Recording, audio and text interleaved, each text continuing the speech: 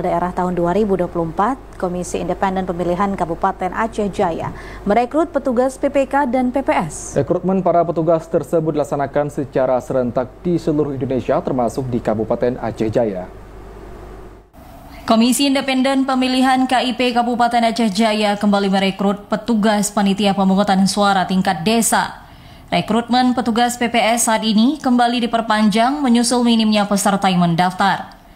Ketua Komisi Independen Pemilihan Aceh Jaya Henry Gunawan menyampaikan dalam rekrutmen panitia pemungutan suara jauh berbeda dengan rekrutmen saat Pileg dan Pilpres yang lalu. Untuk PPS kali ini kami agak kekurangan animo juga turun dari tahun sebelumnya atau masa Pileg kemarin. Masih ada kekurangan yang nggak mencukupi kuota.